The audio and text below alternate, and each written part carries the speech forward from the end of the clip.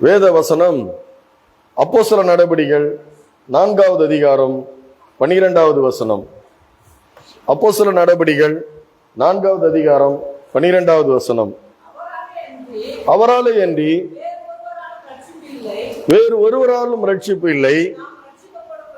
நாம் ரட்சிக்கப்படும்படிக்கு வானத்தின் கீழெங்கும் மனுஷருக்குள்ளே அவருடைய நாமமே அல்லாமல்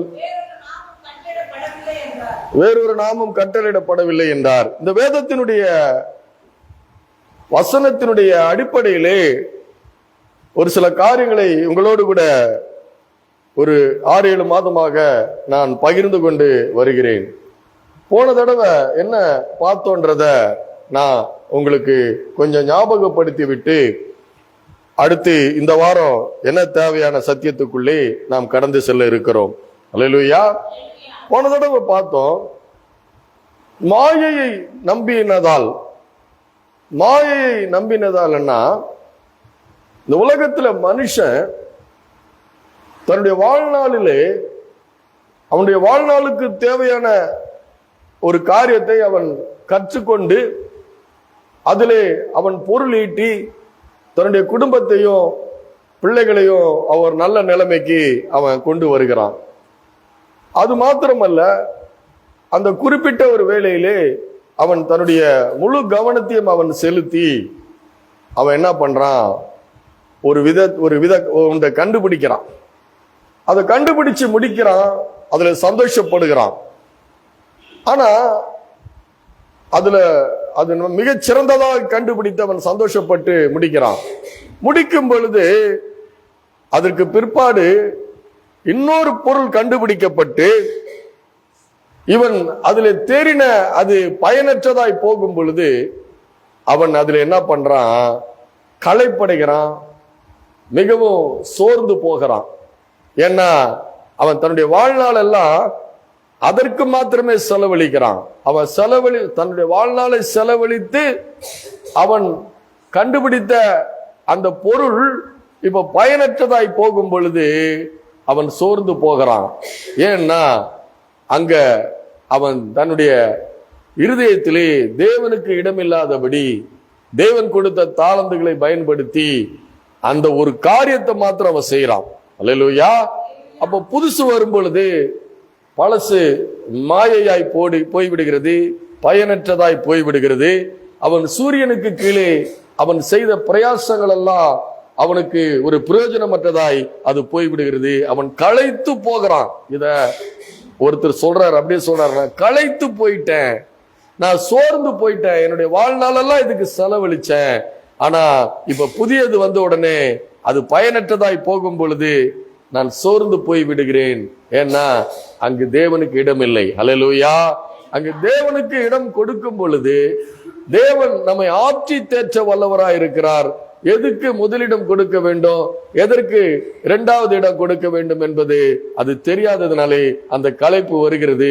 அது அவனுடைய வாழ்க்கை ஒரு மாயை போல வீணாய் போய் விடுகிறது. அல்லேலூயா.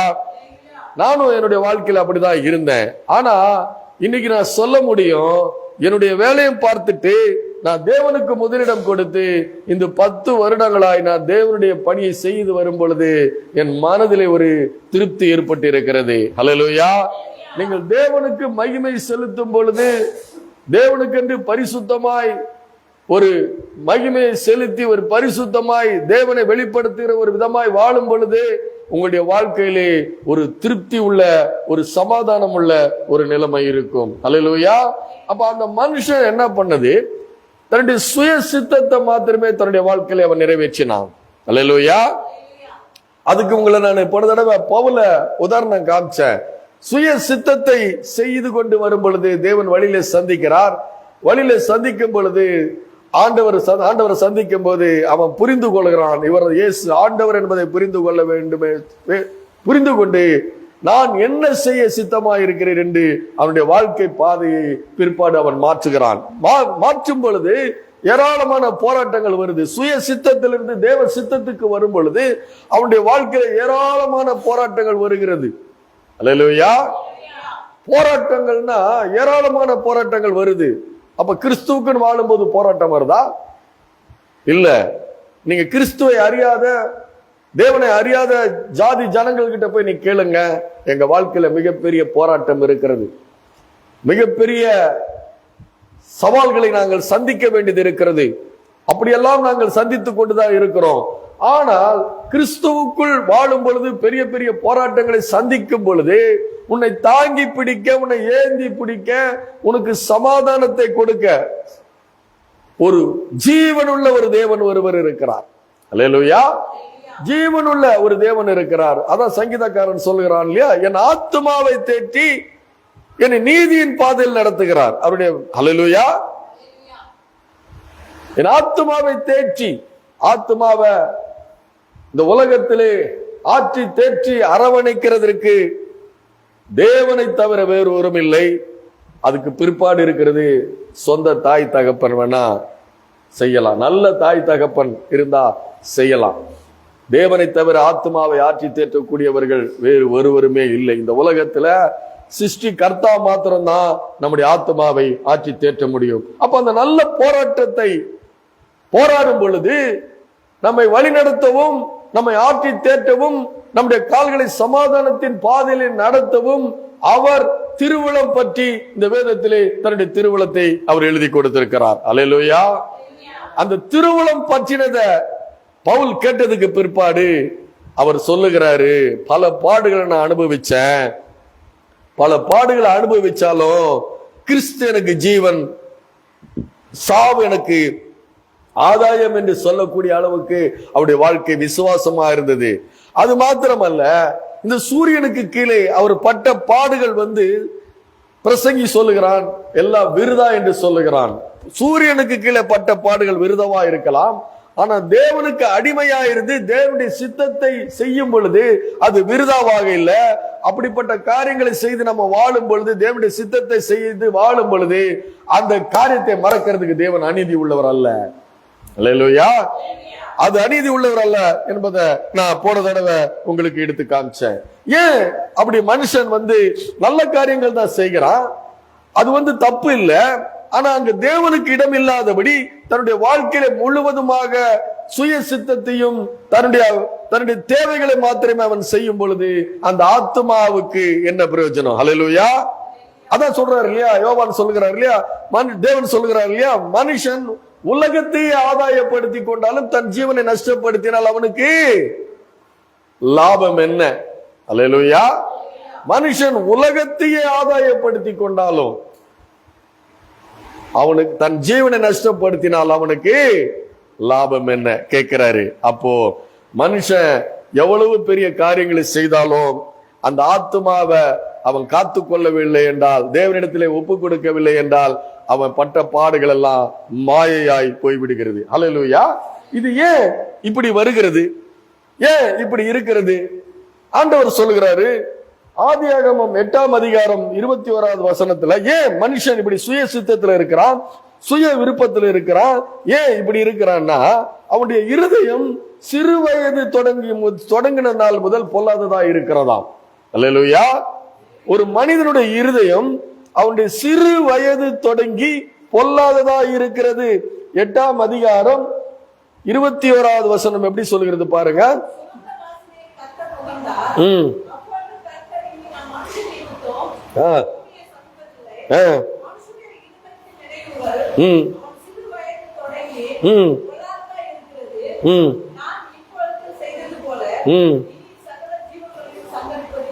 இருதயத்தின் நினைவுகள் எப்படி இருக்கிறதா? சிறு வயது தொடங்கி. அல்லேலூயா. பாத்தீங்கன்னா அவனுடைய சிறு வயது தொடங்கி அவனுடைய இருதயத்தினுடைய நினைவுகள் பொல்லாததா இருக்கிறது. அல்லேலூயா. சங்கீதக்காரன் அதை உணர்ந்தவனாய் சொல்கிறான், என் தாய் என்னை பாவத்தில் கர்ப்பம் தரித்தால் நான் துர்க்குணத்திலே உருவானேன். அல்லேலூயா. யோபு பக்தன் சொல்லுகிறான், யோபு புஸ்தகத்தில் சொல்லப்பட்டிருக்கிறது 14வது அதிகாரத்துல, அசுத்தமானதிலிருந்து சுத்தமானதை பிறப்பிப்பவன் யார்? யாராலும் பிறப்பிக்க முடியாது. அல்லேலூயா. அசுத்தமானதிலிருந்து சுத்தமானதை பிறப்பிப்பவன் யார்? எரேமியா 17:9 சொல்லுகிறது, மனுஷனுடைய இருதயம் திருக்குள்ளதும் கேடு உள்ளதுமாயிருக்கிறது. அல்லேலூயா. ஆண்டவர் சொல்லுகிறாரு, மனுஷனுடைய இருதயம் சிறு வயது தொடங்கி அவனுடைய இருதயம் பொல்லாததாய் இருக்கிறது. எரேமியா தீர்க்கன் சொல்லுகிறான், இருதயம் திருக்குள்ளதும் கேடு உள்ளதுமாய் இருக்கிறது. ஏன்னா ஏன் அப்படி ஆயிடுச்சு? பாவத்துல விழுந்த மனிதனுடைய இருதயம் திருக்குள்ளதும் கேடு உள்ளதுமாய் இருக்கிறது. அவர் சொல்லுகிறார் பாருங்க, பவுல் சொல்லுகிறார் பாருங்க, அவர்கள் தேவனை அறிந்தும் 21 ரோமர் 1:21 சொல்றாரு பாருங்க, அவர்கள் தேவனை அறிந்தும் அவரை தேவன் என்று மகிமைப்படுத்தாமலும் ஸ்தோத்தரியாமலும் இருந்து தங்களுடைய சிந்தனைகளிலே வீணர் ஆனார்கள். உணர்வில்லாத அவருடைய இருதயம் இருளடைந்தது. அல்லேலூயா. என்ன சொல்லுது? அவருடைய இருதயம் இருளடைந்தது. ஏன் மனுஷன் சுய சித்தத்துக்கு நேரா போகிறான்? மனுஷன் ஏன் தன்னுடைய சுய கிரியைகளிலே மேன்மை பாராட்டுகிறான்? ஏன் தேவனுக்கு இடமில்லாதபடி சுய சித்தத்தையும் சுயநலத்தையும் மையமாய் வைத்துக் கொண்டு மனுஷன் வாழுகிறான்? அவன் ஏன்னா அவன் தேவனை மகிமைப்படுத்தாமலும் ஸ்தோத்தரியாமலும் இருந்து தங்களுடைய சிந்தையினே வீணரானார்கள். அவருடைய இருதயம் இருளடைந்தது. அல்லேலூயா. இருதயத்துல வெளிச்சம் இல்லை. இருதயத்துல வெளிச்சம் இல்லை. இருதயம் இருளா இருக்கிறது. ஏன்னா தேவனற்ற மனிதனா இருக்கிறான். தேவனுக்கு மகிமை செலுத்தல, ஸ்தோத்தரிக்கல. அவனுடைய இருதயம் அப்படி இருக்கிறதுனாலதான் தேவனுக்கு மகிமையை செலுத்தல, ஸ்தோத்தரிக்கலன்றாரு. சிருஷ்டி கர்த்தாவ தன்னுடைய வாழ்க்கையிலே ஜெயம் எடுக்கும் பொழுது, ஒரு வாழ்க்கையில வெற்றி சிறக்கும் பொழுது அங்கு தேவனுக்கு மகிமையை செலுத்தல. அதான் சொன்ன இல்லையா, நானு என்னுடையது ஆவிக்குரிய பெருமை இருக்குது, மாம்சத்துக்குரிய பெருமை இருக்குது. அதான் சொல்றாரு இல்லையா, நான் 8ஆம் நாளில் விருத்த சேதனம் பண்ணப்பட்டவன், இஸ்ரவேல் வம்சத்தான், எபிரேயில் பிறந்த எபிரேயன். அவர் சொல்றாரு, நான் பென்யமின் கோத்திரத்தான், பரிசேயிலும் பரிசேய. 2 தடவை நான் பைபிளை கரைச்சி குடிச்சிருக்கிறேன், தரோவா குடிச்சிருக்கிறேன். என்னோட கூட யாரும் வாதம் பண்ண முடியாது. இது ஆவிக்குரிய பெருமை. மாம்சத்துக்குரிய பெருமை என்ன? என் குலம் என்ன, என் கோத்திரம் என்ன, என் வம்சம் என்ன, என் ஜாதி என்ன, என் ஐஸ்வர்யம் என்ன, என் ஆஸ்தி என்ன, என் அந்தஸ்து என்ன, என் அதிகாரம் என்ன. நான் ஒரு வார்த்தை சொன்னா 100 பேர் வருவாங்க. இதெல்லாம் மாம்சத்துக்குரிய பெருமை. இதெல்லாம் இருதயம். ஆவிக்குரிய விதத்திலும் இருதயம் இருளடைந்திருக்கிறது, மாம்சத்துக்குரிய விதத்திலும் இருதயம் இருளடைந்திருக்கிறது. இன்னைக்கு அதைத்தான் நான் உங்களுக்கு சுட்டி காட்ட போகிறேன். மன இருள், ஒவ்வொரு மனிதனுக்குள்ளும் இருக்கிற மன இருள். அல்லேலூயா. மன இருள் இருக்கிறது. ஆவிக்குரிய விதத்திலும் இருக்கிறது, மாம்சத்துக்குரிய விதத்திலும் இருக்குது. ஏன்னா அவனுடைய இருதயம் சிறு வயது தொடங்கி அவன் இருதயம் பொல்லாததாய் அது இருக்கிறது. அல்லேலூயா. பாருங்க, ஆண்டவர் சொல்லுகிறாரு, ஆண்டவர் ஒரு காரியத்தை சொல்லுகிறாரு இந்த விதத்துல. அதுக்கு முன்னாடி பாருங்க என்ன எப்படி இருக்குதுன்னா, நம்முடைய வாழ்க்கையிலே கிறிஸ்தவ வாழ்க்கை,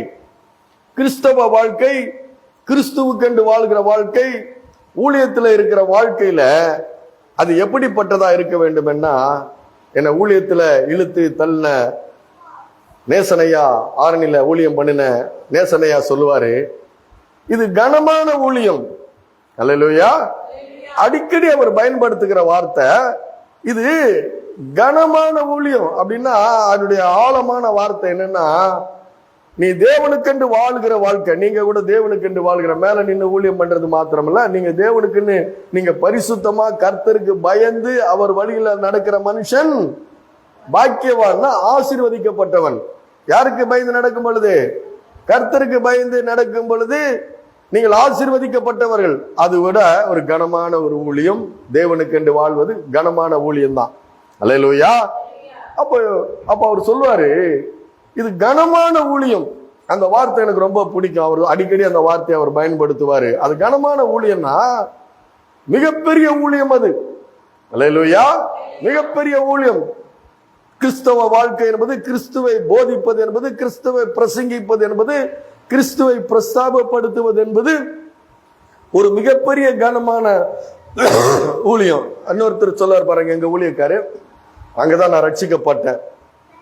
அப்போ அவரு சொல்லுவாரு பாருங்க, நான் யாருடைய ஊழியக்காரன், நான் யாருடைய ஊழியத்தை செய்து கொண்டிருக்கிறேன்? வானத்தையும் பூமியும் சிருஷ்டித்த கர்த்தருடைய ஊழியத்தை செய்து கொண்டிருக்கிறேன். அல்லேலூயா. யாருடைய ஊழியத்தை செய்து கொண்டிருக்கிறேன்?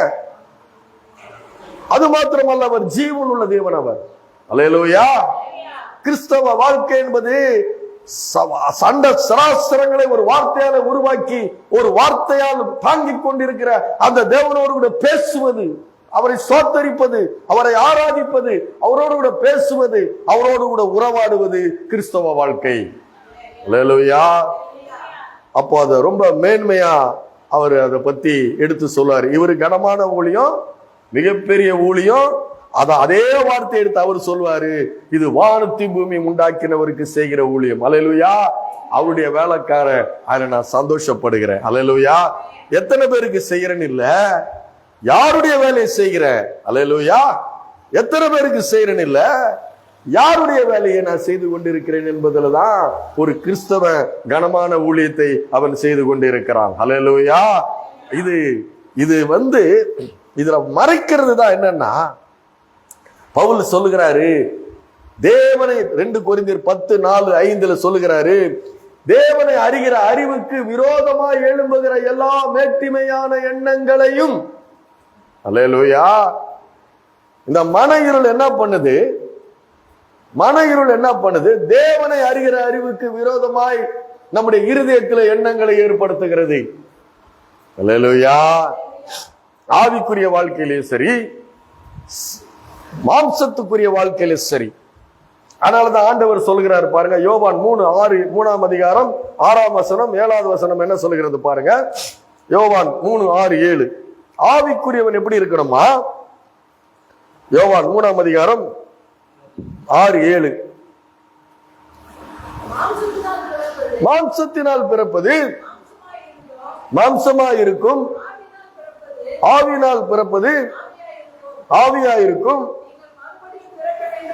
நீங்கள் மறுபடியும் பிறக்க வேண்டும் என்று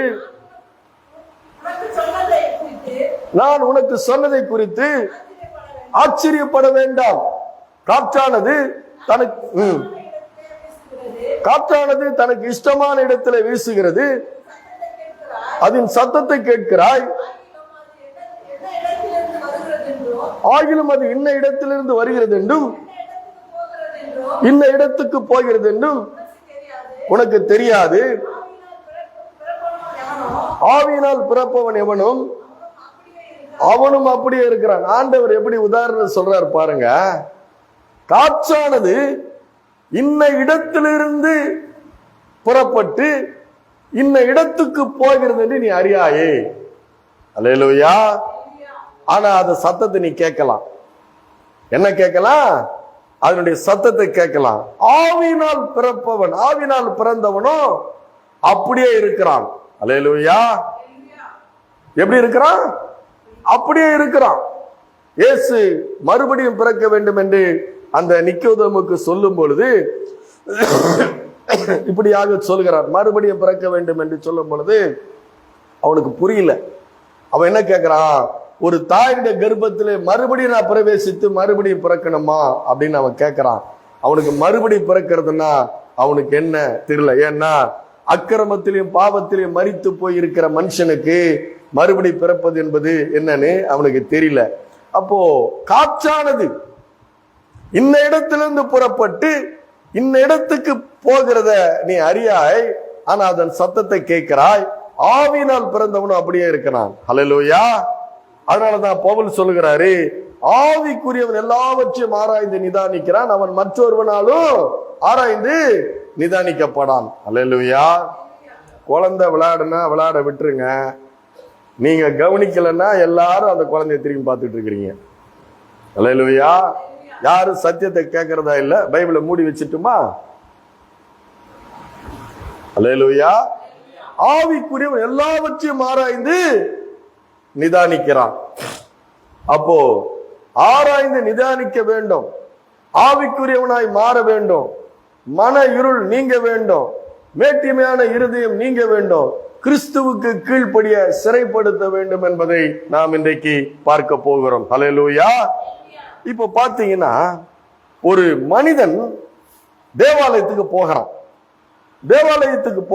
லூக்கா எழுதின சுவிசேஷம் 18வது அதிகாரம் 9வது வசனம் 9 முதல் 14 முடிய. லூக்கா எழுதின சுவிசேஷம் 18வது அதிகாரம் 9வது வசனம் முதல் 14வது வசனம் முடிய. அந்தியோ தங்களை நீதிமான்கள் என்று நம்பி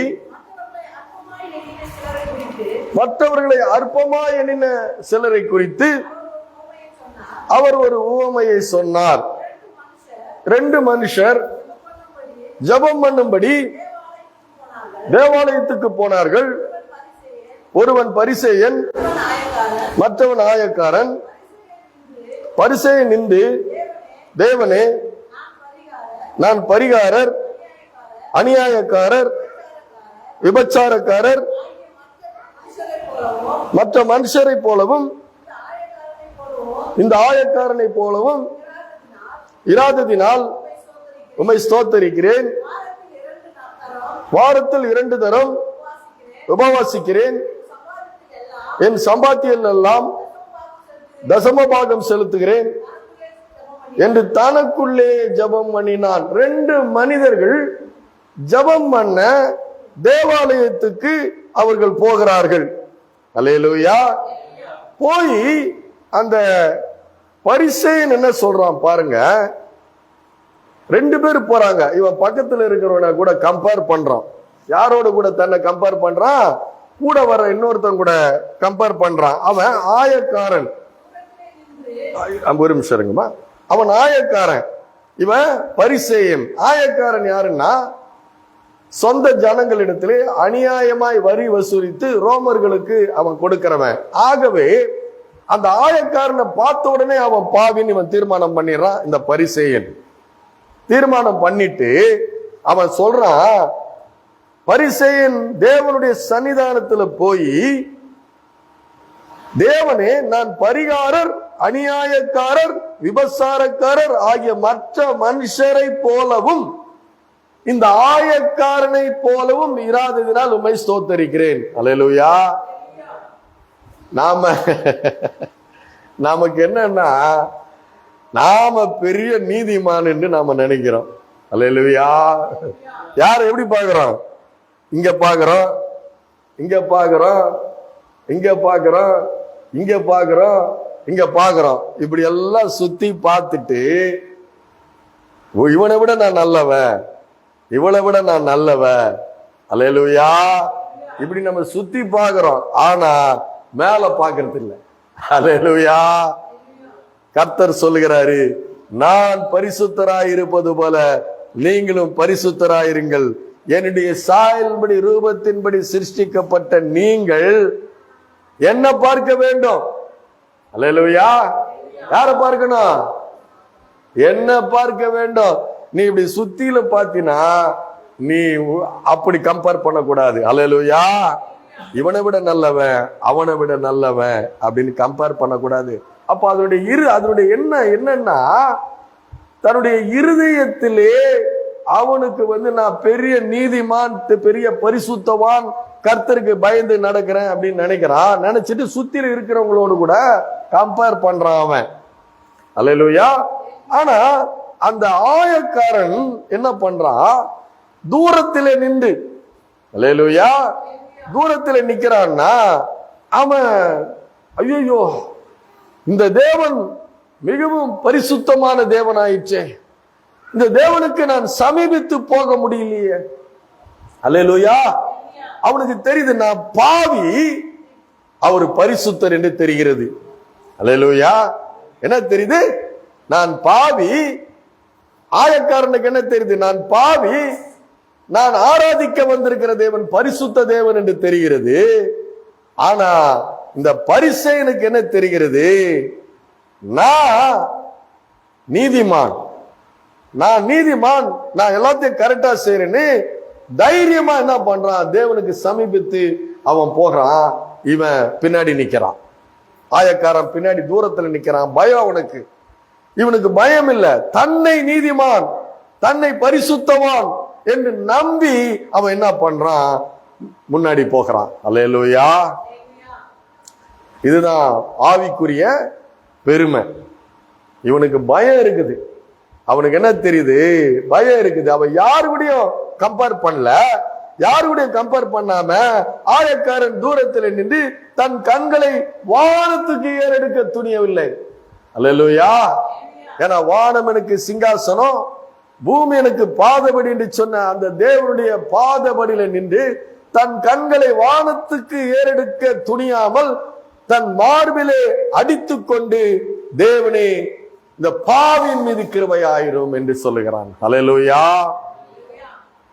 ஒருத்தனுக்கு தன்னுடைய கிரியைகள் மேல, தன்னுடைய சுய கிரியைகள் மேல, சுய நீதியின் மேல ரொம்ப தைரியமா செய்துட்டு என்ன பண்றான், தேவனுக்கு முன்னாடி போறான்.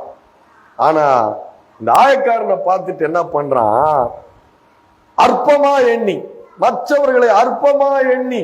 அல்லேலூயா. ஆரம்பத்தில் என்ன படிச்சோம் நம்ம, அன்றியும் தங்களை நீதிமான்கள் என்று நம்பி மற்றவர்களை அற்பமா எண்ணின சிலரை குறித்து அவர் ஒரு உவமையை சொன்னார். அப்ப பார்க்கும்போது, ஒவ்வொருத்தரை நம்ம பார்க்கும் பொழுது, ஒவ்வொருத்தருடைய வாழ்க்கையிலே அவர்களுடைய காரியத்தை பார்க்கும் பொழுது அவர்களை நாம் அற்பமா எண்ணக்கூடாது. அல்லேலூயா. முகம் சுளிக்க கூடாது. அல்லேலூயா. என்ன பண்ண கூடாது, முகம் சுளிக்க கூடாது. மற்றவங்களை என்ன பண்ணக்கூடாது, இழிவாய் பார்க்க கூடாது. அல்லேலூயா. கிறிஸ்துவுக்கென்று வாழுகிறவர்களும் கிறிஸ்துவனுடைய ஊழியத்தை கனமான ஊழியமாய் நினைக்கிறவர்களும், நான் யாருடைய ஊழியக்காரன், நான் என்ன விதமான ஊழியக்காரன், நான் எவ்விதமாய் ஊழியம் செய்ய வேண்டும் என்று இருதயத்திலே ஒரு பயத்தோடு, ஒரு பய பக்தியோடு செய்கிற ஊழியம் தான் கிறிஸ்துவனுடைய ஊழியம். அல்லேலூயா. உன்னை பத்தி எனக்கு தெரியாதா, என்ன தெரியாதா, உன்னை பத்தி எனக்கு தெரியாதா, அற்பமா எண்ணுவது. பாருங்க, நான் ஒரு சபையில இன்னைக்கு விசுவாசியா தான் இருக்கிறேன். அந்த சபையில அந்த சபை போதகருக்கு என்னுடைய வாழ்க்கை நல்லா தெரியும், என்னுடைய பாவ வாழ்க்கை நல்லா தெரியும். முன்னாடி நான் பாவியா இருக்கும் பொழுது என்னுடைய பாவ வாழ்க்கை தெரியும். நான் எந்த சபைக்கு போறேன்னு தெரிஞ்சுக்கிட்டு எங்க சொந்தக்காரர் ஒருத்தர் என்ன பண்ணாரு, அவர்கிட்ட போய் என்னை பத்தி குறை சொல்றதுக்கு போறாரு. அல்லேலூயா. இவனை தெரியுமா உங்களுக்கு, இப்படிப்பட்ட வேலை பண்ணிட்டு உங்க சபைக்கு வந்திருக்கான்னு தெரியுமா அப்படின்னு சொல்ல போறாரு. அப்ப அவர் என்ன பண்றாரு, இவருடைய நோக்கத்தை புரிந்து கொண்டு அவர் என்ன சொல்லிட்டாரு, இங்க 6000 பேர் வராங்க, ஆராதிக்கிறாங்க, பிரசங்கத்தை கேட்கிறாங்க, போயிடுறாங்க. இவரு என்ன குறை சொன்ன போனது என்ன பண்ணல, அவரு காது கொடுத்தே அவர் கேட்கல. அல்லேலூயா. ஏன்னா அவருக்கு தெரியுது, என்ன தெரியுது அவருக்கு, இதுல ஆழமான காரியம் என்ன தெரியுது, நான் செய்வது வானத்து மீமை உடையவருக்கு, நானும் பாவி, வர்றவங்களும் பாவி, தேவன் என்னை கிருபையாய் மன்னித்து என்னை அவருடைய பிள்ளையா மாத்தி வச்சிருக்கிறார், ஊழியத்தை வச்சிருக்கிறாரு. ஆகவே வருகிறவர்கள் நறுங்குண்டதும் நொறுங்குண்டதுமான இருதயத்தில் வருவாங்க, அக்கிரமத்திலும் பாவத்திலும் மரித்து போய் வருவாங்க.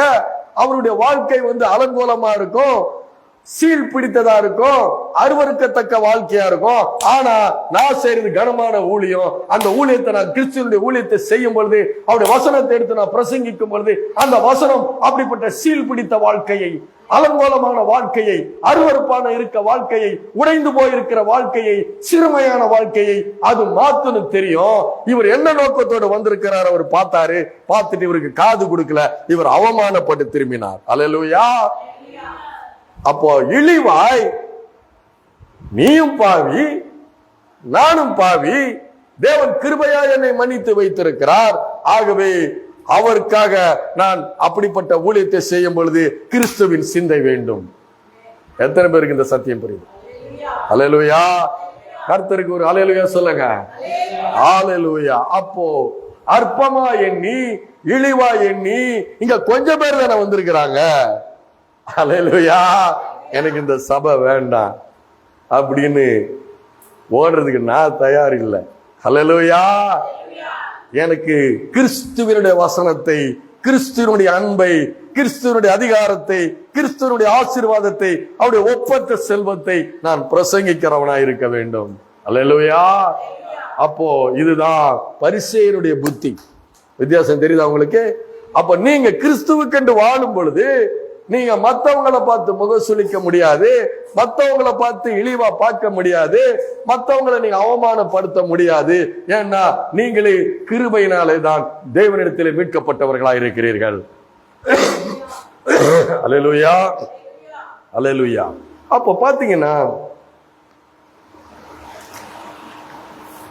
இந்த ஆவிக்குரிய பெருமையினாலே மனிதன் எப்படிப்பட்ட மனிதனாக அவன் இருக்கிறான். ஏன்னா இது ஒரு பரிசேயன். இது மாத்திரமல்ல, இன்னொரு பெரிய காரியத்தை நீங்க பார்க்கலாம். மனிதர்கள் எப்படிப்பட்ட மனிதர்களாக இருக்கிறார்கள், மனிதர்கள் எப்படிப்பட்டவர்களாக இருக்கிறாங்க, எப்படி இருக்கக்கூடாது என்பதை உங்களுக்கு நான் எடுத்து காண்பித்துக் கொண்டு வருகிறேன். அல்லேலூயா. ஏன்னா அவனுடைய இருதயம், நம்முடைய இருதயம் எப்படிப்பட்ட இருதயமா இருக்கிறது? சிறு வயது தொடங்கி போது எப்போ இருக்குது? எப்ப இருக்குது? சிறு வயது தொடங்கும் பொழுது நம்முடைய இருதயம் எப்படி இருக்குது? பொல்லாததா இருக்கிறது. அல்லேலூயா. சிறு வயது தொடங்கும் போது அது திருக்குள்ளதும் கேடுள்ளதுமாய் இருக்கிறது. அல்லேலூயா. அந்த இருதயம், திருக்குள்ள இருதயம் தேவனை ஸ்தோத்தரியாமலும் மகிமைப்படுத்தாமலும் இருந்து தன்னுடைய சிந்தனையிலே வீணரான இருதயமாய் இருக்கிறது. அல்லேலூயா. அப்படிப்பட்ட இருதயத்தை யார் மாற்றுகிறாரு? அந்த ஆயக்காரன் தான் மன்னிக்கப்பட்டான், அந்த ஆயக்காரன் தான் நீதிமானாக்கப்பட்டான். யார் அதை மன்னித்தது? யார் தன்னை ஒப்பு கொடுத்தது? தேவனிடத்தில் என்ன ஒப்பு கொடுத்தான்? அப்பா, நான் பாவி, என் மேல கிருபையாயிரும் என்று அவரிடத்திலே தன் கண்களை வானத்துக்கு ஏறெடுக்க துணியாமல் தன் தலையை தாழ்த்தி அவருடைய சன்னிதானத்தில் நிற்கும் பொழுது அவன் நீதிமானாக்கப்பட்டான். அல்லேலூயா. அப்ப யார் அவனை ரட்சித்தது? அவரே. அல்லேலூயா. அவராலே என்று, யாராலே என்று? இயேசுவாலே என்று வேறு ஒருவராலும் ரட்சிப்பு இல்லை. அல்லேலூயா. நம்முடைய தேவன் இயேசு கிறிஸ்து. அல்லேலூயா. நம்முடைய கர்த்தர் இயேசு கிறிஸ்து. மத்தேயு எழுதின சுவிசேஷம் 15வது அதிகாரம் 21 - 28 முடிய உங்களுக்கு தெரிஞ்ச சத்தியம் தான். இதை இன்னைக்கு வேற விதத்துல நீங்க பார்க்க போகிறீங்க. மத்தேயு 15 21 - 28 முடிய படிங்க. பின்பு இயேசு அவிடமிட்டு புறப்பட்டு படிங்க.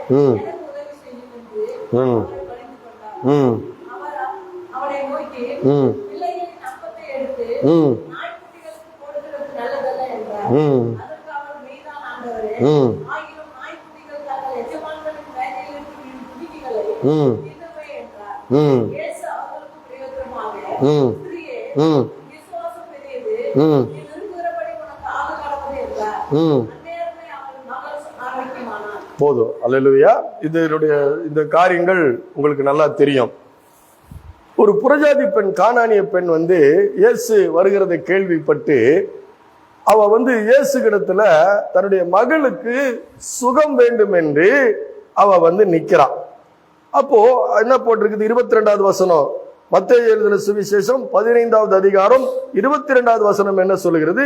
அப்பொழுது அந்த திசைகளில் குடியிருக்கிற கானானிய ஸ்திரீ ஒருத்தி அவிடத்தில் ஆண்டவரே, தாவீதின் குமாரனே, எனக்கு இறங்கும், என் மகள் பிசாசினால் கொடிய வேதனைப்படுகிறாள் என்று சொல்லி அவரை கூப்பிடுறான்.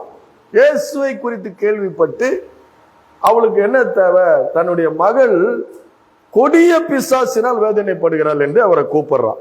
அப்படி கூப்பிடும் பொழுது அவளுக்கு பிரதியுத்தரமாக இயேசு ஒரு வார்த்தையை சொல்லவில்லை. அல்லேலூயா, சொல்லவில்லை. அது மாத்திரமல்ல, அதுல என்ன போட்டிருக்கு பாத்தீங்கன்னா, அப்பொழுது அவருடைய சீஷர்கள் வந்து இவள் நம்மை பின்தொடர்ந்து கூப்பிடுகிறாளே அப்படின்னு தெரியுது. அப்ப என்ன, அந்த பெண்ணுக்கு என்ன வேணும்? இயேசு ஒரு வார்த்தையை சொல்லல, இயேசு தன்னுடைய சீஷர்களோடு நடந்து போய்கொண்டு இருக்கிறார். நல்லா கவனிக்கணும், ஒரு வார்த்தையை சொல்லல. ஆனா அவளுடைய தேவை வந்து மிகப்பெரிய தேவை. அந்த கானானிய ஸ்திரீ, அவளுடைய மகள் கொடிய வேதனைப்படுகிறாள். அப்ப அந்த தாயினுடைய தேவை மிகப்பெரிய தேவை. ஆகவே அந்த தாய் என்ன பண்றா, அவங்க போற இயேசுவும் இயேசுடைய சீஷர்களும் போய்கிட்டே இருக்கிறாங்க. இவ விடாம பின்னாடியே போகிறா. அதுதானே சொல்லுகிறது. அவருடைய சீஷர்கள் வந்து இவள் நம்மை பின்தொடர்ந்து கூப்பிடுகிறாளே, என்ன சொல்றாங்க? இவளை அனுப்பிவிடும் என்று அவரை வேண்டிக் கொண்டார்கள். அல்லேலூயா. இவளை என்ன பண்ணணுமா? அனுப்பிவிடும். இவரை எதுக்கு வந்து கூடவே வர வச்சிட்டு இருக்கிறீரு? இவளை அனுப்பிவிடும் அப்படின்னா அதனுடைய அர்த்தம் என்னன்னா, அர்த்தம் என்னன்னா, இவங்க இயேசுடைய சீஷர்கள். யாருடைய சீஷர்கள்? இயேசுடைய சீஷர்கள். இயேசுவை குறித்து வேதம் சொல்லுகிறது, அவர் பூமியிலே நன்மை செய்கிறவராய் சுற்றி திரிந்தார். அல்லேலூயா. எப்படி சுற்றி திரிந்தார்? நன்மை செய்கிறவராய் சுற்றி திரிந்தார். எல்லா யாரு வந்தாலும் சரி, எப்படிப்பட்ட நபர்கள் வந்தாலும் சரி, அவர்களை அவர் சுகமாக்கி விடுவார். அவர் அல்லேலூயா, விடுதலையாக்கி விடுவார், குணமாக்கி விடுவார். அவருக்கு தெரியும். என்ன தெரியும்? இந்த வியாதி ஏன் வந்தது? என்னது இந்த வியாதி ஏன் வந்தது? பாவத்தினால் வந்தது. அல்லேலூயா. எதனால வந்தது? இது பாவத்தினாலே வந்தது. முற்பிதாக்களின் பாவத்தினால வந்தது, இல்ல இவர்கள் செய்த பாவத்தினாலே வந்தது. எல்லாம் தெரியும் அவருக்கு. அவரை குறித்து வேதம் சொல்லுகிறது, அவருக்கு மறைவாக எந்த இருதயம் இல்ல, எந்த சிருஷ்டிப்பும் இல்லை. அல்லேலூயா. ஆனா அவர் எல்லாரையும் ஏகமாய் எல்லாரையும் சொஸ்தமாக்கினார்கள். யாரை விடல. இதெல்லாம் கூடவே இருந்த சீஷர்கள் பார்க்கிறாங்க. பார்த்துட்டு சொல்றாங்க, இவளை அனுப்பிவிடும். அல்லேலூயா. இவளை அனுப்பிவிடும் அப்படின்னா என்ன அர்த்தம்? இவ கானானிய பெண்ணு. இந்த கானானிய பெண்ணுக்கு எதுக்கு சுகம்? அல்லேலூயா. எதற்கு விடுதலை? இந்த கானானிய பெண்ணுக்கு எதற்கு விடுதலை? இந்த கானானிய பெண்ணுக்கு ஏன் ஆசீர்வாதம்? விடுதலை ஆக்கினா என்ன வருது? அந்த குடும்பத்துல ஒரு ஆசீர்வாதம் வருது. எதுக்கு ஆசீர்வாதம்? இது கடினமான இருதயம். அல்லேலூயா. முன்னாடி காமிச்ச பெருமையான இருதயம், நீதிமான், சுயநீதி உள்ள இருதயமாய் அந்த பரிசையை உங்களுக்கு காமிச்சேன். இங்க என்ன காட்டுற? அவளுடைய கடினமான இருதயம். அப்போ நாம கூட இருக்கிறது யாரு? தேவன். நம்ம கூட இருக்கிற தேவன் யாரு? நம்ம யாரு கூட ஊழியம் செய்யறோம், யாருக்கு ஊழியம் செய்யறோம் என்பதை இவர்கள் அறிந்திருக்கிறார்களா? அல்லேலூயா. பூவோட சேர்ந்த நாரும் மணக்கும்னு சொல்லுவாங்க இந்த ஊர்ல, இல்லையா? பூவோட சேர்ந்த நாரும் மணக்கும். கூடவே இருந்து இயேசுவோடு கூட இருந்து, இயேசு எப்படிப்பட்ட ஊழியம் செய்கிறார், எப்படிப்பட்ட குணாதிசயம் இருக்கிறாரு, எப்படிப்பட்ட பண்புகளை உடையவரா இருக்கிறாரு நமக்கு தெரியுமா இல்லையா? எல்லா நண்பர்கள் இருக்கும், எல்லாருக்கும் நண்பர்கள் இருக்கிறாங்க. அந்த நண்பனுக்கு எது பிடிக்கும் எது பிடிக்காது, அவன் என்ன செய்வான், என்ன பேசுவான், எங்க போவான், எந்த இடத்துல இருப்பான் எல்லாருக்கும் தெரியும் இல்லையா? ஆனா இயேசுவோட கூட இருந்து கடின இருதயம், மன இருள், சிறு வயது தொடங்கி இருதயம் பொல்லாததா இருக்கிறது, பிரிவினைகளை உண்டு பண்ணி இருக்கிறது. அல்லேலூயா. என்ன பண்ணி இருக்கிறது? பிரிவினைகளை.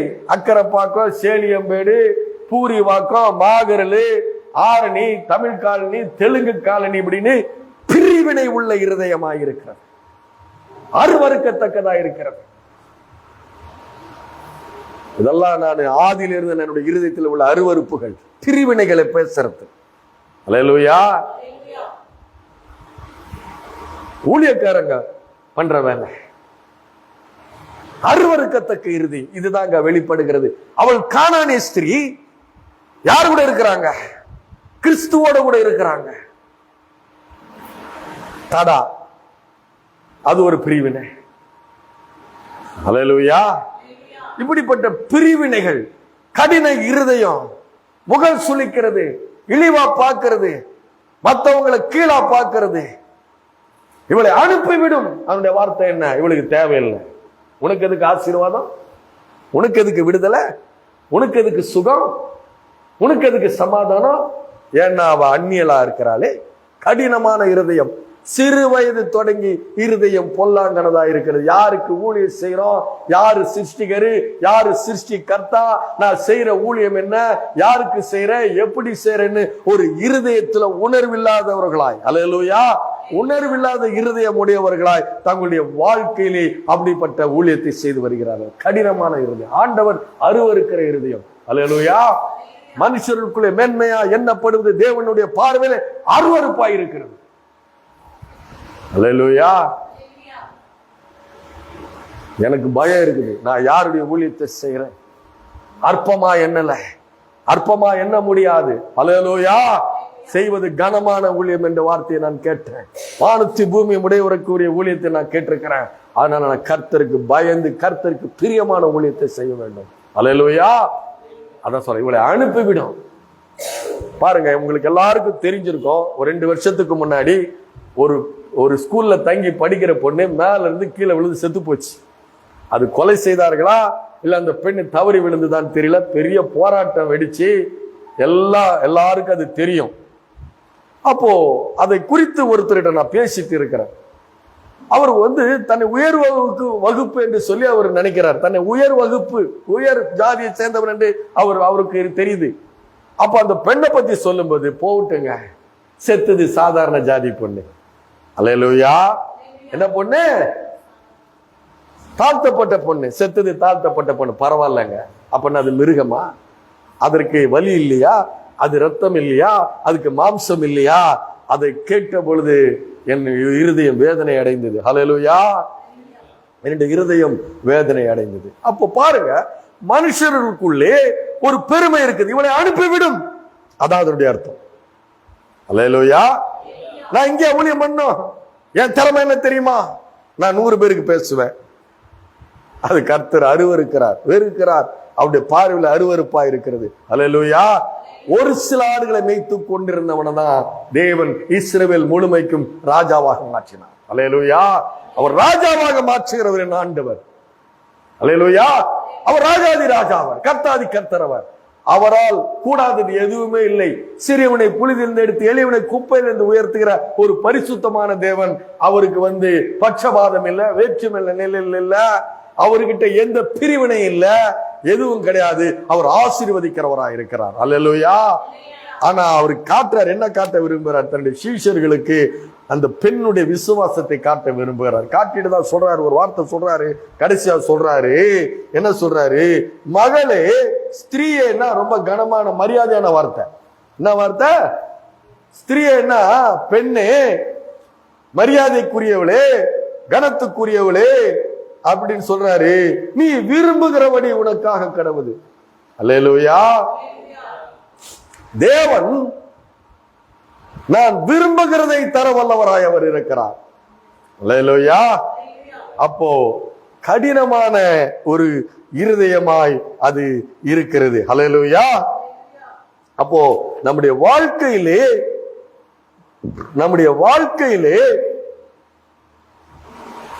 நான் ஆராதிக்கிற தேவன் யார்? அல்லேலூயா. நான் ஆராதிக்கிற தேவன் யார்? அவர் இரக்கமும் மன உருக்கமும் நீடிய சாந்தமும் மிகுந்த கிருபையும் உள்ள தேவன் நான் ஆராதிக்கிற ஆண்டவர். அவர் சொல்றாரு இல்லையா, அவரே சொல்றாரு இல்லையா, நான் சாந்தமும் மனத்தாழ்மையுமா இருக்கிறேன். அல்லேலூயா. நான் எப்படி இருக்கிறேன்? நான் சாந்தமும் மனத்தாழ்மையுமா இருக்க. இருக்குது அவங்க கிட்ட மனத்தாழ்மை இருக்கா? ஆண்டவர் ஆராதிக்கிறவங்களுடைய இருதயத்திலே மனத்தாழ்மை இருக்கா? கீழ்ப்படுகிற இருதயம் இருக்கா? நான் சொல்றேன், நிச்சயமாகவே நீங்கள் ஆசீர்வதிக்கப்படுவீர்கள். அல்லேலூயா. கிறிஸ்துவுக்கு என்று வாழும் பொழுது, அந்த மகிமை தேவனுக்கு என்று வாழும் பொழுது, பிரிவினைகள் இல்லாம, பெருமையான இருதயம் இல்லாம, கடின இருதயம் இல்லாம, மேட்டிமையான இருதயம் இல்லாம, நான் என் ஆண்டவர்கிட்ட நான் கேட்கறது என்னன்னா, ஆண்டவரே, பெருமையோ மேட்டிமையோ அகந்தையோ ஆணவமோ செருக்கோ இருமாப்பு வணங்கா கழுத்து இரும்பு பிடரி கடின நெற்றி இல்லாதபடி தகப்பனே உமக்கு பயந்திருக்க நான் பழக வேண்டும். என் ஜபத்துல நான் அடிக்கடி வைக்கிறேன். அல்லேலூயா. ஏன்னா என் கால் பூமியில இருக்கு. நான் இன்னும் பரலோகத்துக்கு போகல. பூமியின் சுபாவங்கள் இருக்கலாம், மாம்ச சுபாவங்கள் இருக்கலாம், ஆனா அது வேறு இருக்கப்பட வேண்டும். இருக்கா உங்களுக்கு? இருக்கா? அப்படிப்பட்ட இருதயம் நமக்கு இருக்கா? செக் பண்ணிக்கோங்க. அல்லேலூயா. அப்படிப்பட்ட இருதயம் நம்ம கிட்ட இருக்குதா? தாழ்மையின் ஆண்டவரை நாம் ஆராதித்துக் கொண்டிருக்கிறோம். இரக்கத்தில் ஐஸ்வர்ய சம்பனர் ஆராதித்துக் கொண்டிருக்கிறோம். இரக்கம் உள்ளவர்கள் இரக்கம் பெறுவார்கள். யார் இரக்கம் பெறுவா? என்னங்க யாருமே கேட்கலையா? நீங்க சத்தியத்தை கேட்கலையா? இரக்கம் உள்ளவர்கள் இரக்கம் பெறுவார்கள். அல்லேலூயா. இரக்கத்தில் ஐஸ்வர்ய சம்பனரை நாம் ஆராதித்துக் கொண்டிருக்கிறோம். மனதுருகும் தெய்வம் நம்முடைய தெய்வம். அப்ப மற்றவர்களை பார்க்கும் பொழுது அருவருப்பா இல்ல, முகசுளிக்காம இல்ல, இழிவா இல்ல. அவங்க பாவம் பண்ணியிருக்கலாம், பாவத்துல இருக்கலாம், ஆனாலும் நாம என்ன பண்ணணும்? அதை கிருபையாய், தேவன் நம்மை கிருபையாய் மன்னித்தது போல நாமும் அவர்களை கிருபையாய் நாம் மன்னிக்க வேண்டும். அல்லேலூயா. அப்ப அந்த அந்த எப்படிப்பட்ட இது? அவன் ஒண்ணுமில்லை, நான் உயர்ந்தவன், நான் உயர்ந்தவள், அவள் ஒண்ணுமே இல்லை, அதனால இவளை அனுப்பிவிடும். இருதயம் திருக்குள்ள இருதயம், கேடு உள்ள இருதயம், சிறு வயது முதல் தொடங்கி பொல்லாததா இருக்கிறது, மனம் இருளா இருக்கிறது. ஏன்னா தேவனை அறியவில்லை. நாம தேவனை அறிந்தவர்கள். அல்லேலூயா.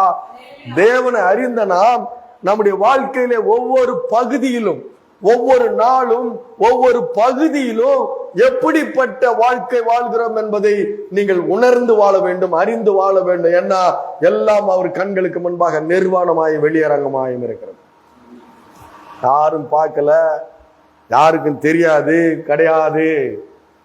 அவருடைய கண்கள் பூமி எங்கும் உலாவி கொண்டிருக்கிற கண்கள், 7 கண்கள் பூமி எங்கும் உலாவி கொண்டிருக்கிற கண்கள் இயேசுடைய கண்கள்.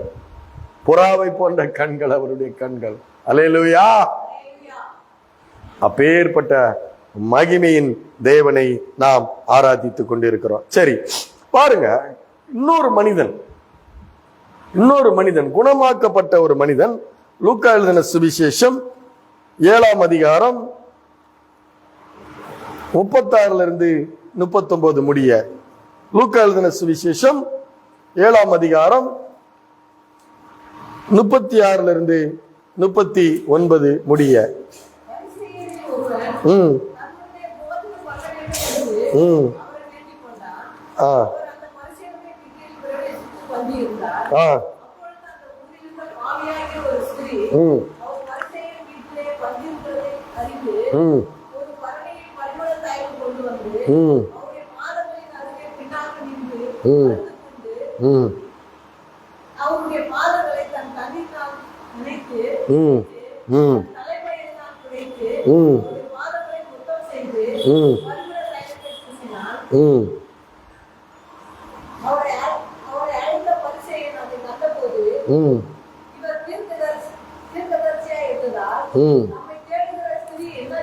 தொடுகிற ஸ்திரீ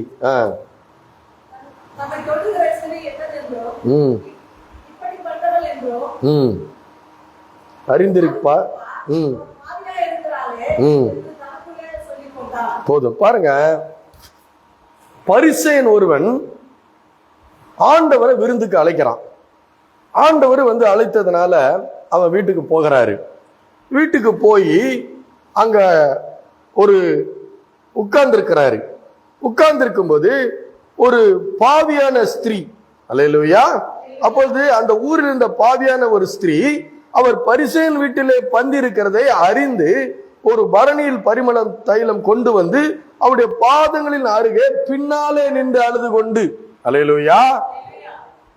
முன்னாடி வரல, எங்க வரல, தைரியமா நேருக்கு நேர் வரல, நேருக்கு நேர் வராம பின்னால நின்று அவருடைய பாதங்களின் அருகே பின்னாக நின்று அழுது கொண்டு அவருடைய பாதங்களை தன்னுடைய கண்ணீரினால் நனைத்து தன் தலைமயிரினால் துடைத்து அவருடைய பாதங்களை முத்தம் செய்து பரிமள தைலத்தை பூசினாள். அதுக்கு அடுத்த வசனம் சொல்லுது, அவரை அழைத்த பரிசேயன் அதை கண்டபோது இவர் தீர்க்கதரிசியாயிருந்தால் தம்மை தொடுகிற ஸ்திரீ இன்னாள் என்றும் இப்படிப்பட்டவள் என்றும் அறிந்திருப்பாள். அல்லேலூயா. என்னது? அறிந்திருப்பாள். அப்ப பாத்தீங்கன்னா இது ஒரு விதமான இருதயம். சரி, இந்த பெண்ணு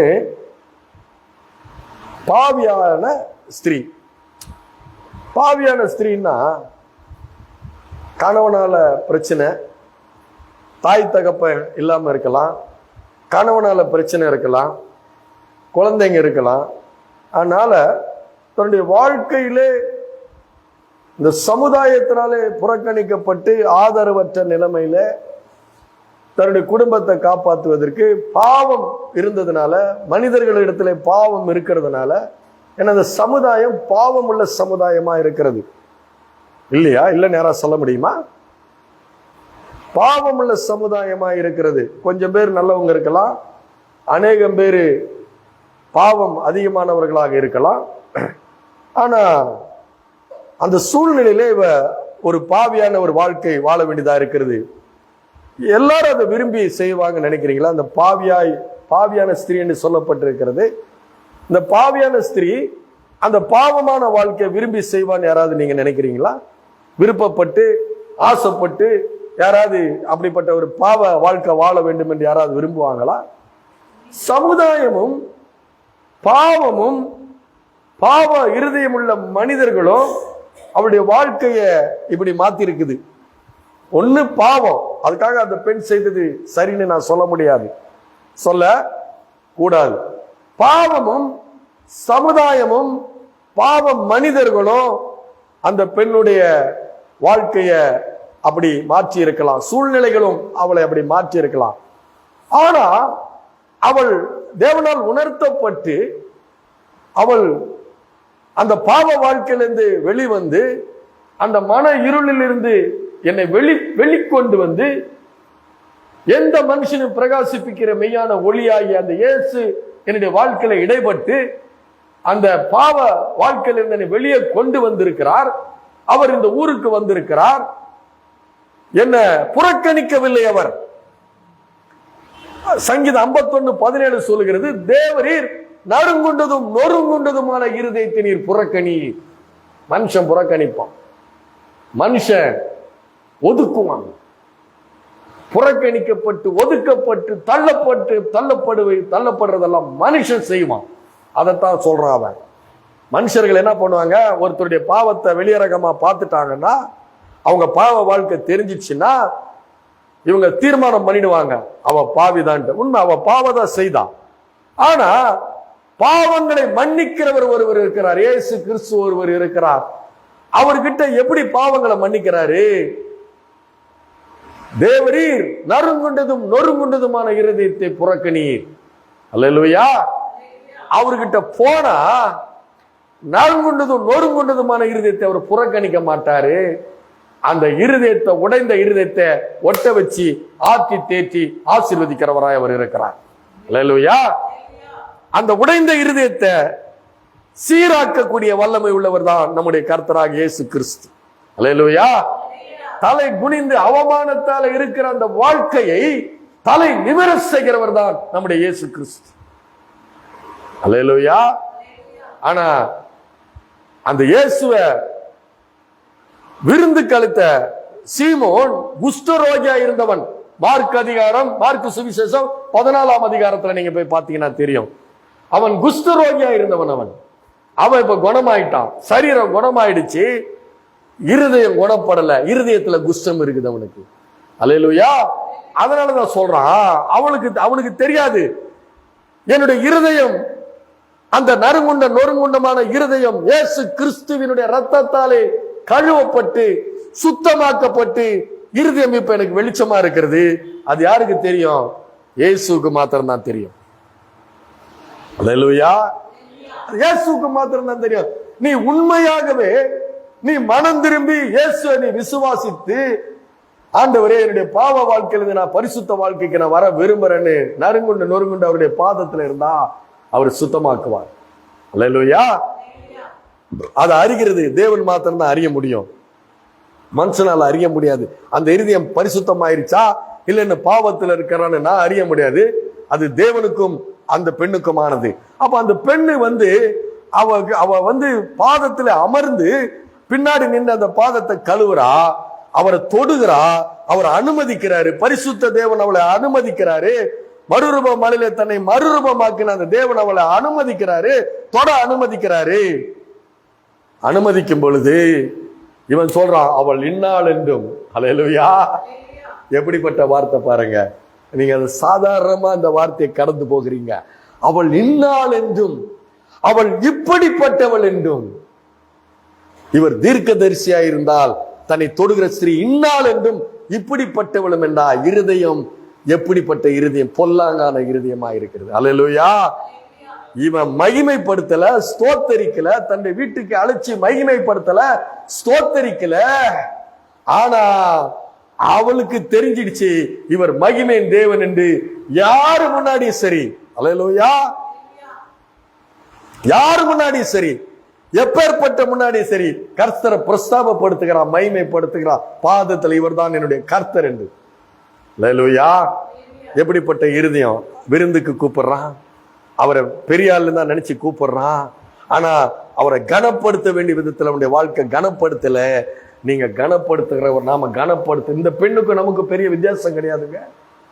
பாவத்துல பெரிய பாவம், சின்ன பாவம், குட்டி பாவம், குண்டு சிமோன பாவம்னு கிடையாதுங்க. அல்லேலூயா. பாவம் பாவம் தான். அல்லேலூயா. பாவத்துக்கு பரிகாரம் என இயேசு கிறிஸ்துவினுடைய ரத்தம் தான். அதே ரத்தம் தான் இந்த பெண்ணை மன்னிக்குது, நம்மளையும் மன்னித்து இருக்கிறது. ஏன்னா இயேசு கிறிஸ்துவினுடைய ரத்தம் சகல பாவங்களையும் நீக்கி நம்மை சுத்திகரிக்கிறது. அல்லேலூயா. அப்போ இந்த வாழ்க்கையில கிறிஸ்தவ வாழ்க்கை என்பது எப்படிப்பட்ட கனமான வாழ்க்கை, ஆவிக்குரிய வாழ்க்கை. அல்லேலூயா. ஆவிக்குரியவன் எல்லாவற்றையும் நிதானித்து ஆராய்ந்து அறிகிறான், அவன் மற்றொருவனாலும் ஆராய்ந்து நிதானிக்கப்படான். அல்லேலூயா. அப்போ கிறிஸ்தவ வாழ்க்கை என்பது ஆவிக்குரிய வாழ்க்கை. எல்லாத்தையும் நிதானித்து ஆராதிக்கிறேன். ஏன் இந்த பெண் இப்படி பாவம் பண்ணா? அவகிட்ட இருக்குது பாவம், அவளுக்குள்ள இருக்கிற பாவம் அவளை அப்படி செய்ய வைத்தது. அல்லேலூயா. அவ செய்யல, அவளை ஆண்டு கொண்டிருக்கிற பாவம் அப்படி செய்தது. ஏன்? அவள் தேவன் அறியல, தன்னையும் அறியல. ஆனா தேவன் அவளை அறிந்து அவளை மன்னித்தார். மன்னிக்க வேண்டியவர் தான் மன்னித்தாரு. மன்னிப்பு பெற வேண்டியவர்கள் மன்னிக்க மாட்டேன்றோம். அல்லேலூயா. விரல் நீட்டுறோம். அவள் இன்னாள் என்றும் இப்படிப்பட்டவள் என்று விரல் நீட்டுறோம். ஆகவே கிறிஸ்தவ வாழ்க்கை என்பது, நானும் பாவியாயிருந்தேன், நானும் மன்னிப்பை பெற்றேன், நானும் இரக்க பெற்றேன். அது யாரால பெற்றேன்? அவராலே பெற்றேன். அல்லேலூயா. நம்முடைய இருதயம் தேவனை மகிமைப்படுத்துகிற இருதயமாக, மற்றவர்களை குற்றப்படுத்தாத இருதயமாக, பெருமையுள்ள இருதயமாக, கடினமுள்ள இருதயமாக இல்லாதபடி கிறிஸ்துவுக்கென்று கனமான வாழ்க்கை, ஒரு அற்புதமான வாழ்க்கை வாழ்கிறவர்களாக நாம் இருக்க வேண்டும். அல்லேலூயா. அப்போ இது யாரால நடக்கும்னா, உங்கள் இருதயம் அவராலே மாற்றப்பட்டிருக்க வேண்டும். அவராலே என்று வேறொருவராலும் ரட்சிப்பு இல்லை. ரட்சிக்கப்படும்படி பூமியிலே மனுஷருக்குள்ளே அவருடைய நாமமே அல்லாமல் வேறொரு நாமம் கட்டளையிடப்படவில்லை. ஹல்லேலூயா. ஒரு சகோதரி பிரசங்கம் கேட்பாங்க, படிச்சவங்க தான். பிரசங்கம் கேட்டுட்டு சொல்லுவாங்க, ஐயா இன்னைக்கு நல்ல பிரசங்கம் பண்ணினீங்க ஐயா, ஆனா இந்த ஜனங்களுக்கு அது புரிஞ்சிருக்குமா ஐயா? இந்த அம்மாவுக்கு புரிஞ்சிருச்சு. யாருக்கு புரிஞ்சிருச்சு? இந்த அம்மாவுக்கு புரிஞ்சிருச்சு. இந்த ஜனங்களுக்கு புரிஞ்சிருக்குமா ஐயா? நான் சொன்னேன், தேவன், தேவ ஆவியானவர், தேவனுடைய வார்த்தை கண்டிப்பா இருதயத்துல இருக்கும். அது என்னைக்காவது ஒரு நாள் வேலை செய்யும். மேட்டிமை எனக்கு புரியுது, இந்த ஜனங்களுக்கு புரியுமா? ஆனா அந்த ஜனங்க தான் போய் ஊழியக்காரமாட்ட கேட்டாங்க, ஐயா அவர் போயிட்டாரு, அவரை கூப்பிடுங்க, இவங்க வந்து பேசுறாங்க, எங்களுக்கு எதுவுமே புரியல, அவரை கூப்பிடுங்கன்னு எந்த ஜனங்களை புரியாதுன்னு சொன்னாங்களோ அந்த ஜனங்க கூப்பிட்டாங்க. அல்லேலூயா. தேவாவியானவர் தேவனுக்கு பயந்து முழங்கால நின்று செய்தியை வாங்கிட்டு வந்தா அந்த செய்தி ஆண்டவருடைய செய்தி. அல்லேலூயா. ஆவியானவர் பேசுவாரு. ஆவியானவங்க படிச்சவங்க படிக்காதவங்க இல்ல, எல்லாருடைய மன இருளை மாற்றக்கூடிய வல்லமை உள்ளவர். அல்லேலூயா. அதனால எனக்கு புரிஞ்சுது, அவங்களுக்கு புரியுதான்னு இல்ல, எனக்கு அந்த கவலை இல்ல, ஏன்னா எனக்கு பாரம் இல்ல. நான் என்ன பண்ணிட்டு வந்திருக்கேன்? ஜெபம் பண்ணிட்டு வந்திருக்கேன். ஆண்டவரே உம்முடைய பிள்ளைகள், அல்லேலூயா, உம்முடைய பிள்ளைகள் நீர் ஊழியம் பண்ண, இந்த சரீரத்தை உம்மிட்ட ஒப்பு கொடுக்கிறேன், இந்த ஆத்துமாவை உம்மிட்ட ஒப்பு கொடுக்கிறேன், நீர் பேசும். அல்லேலூயா.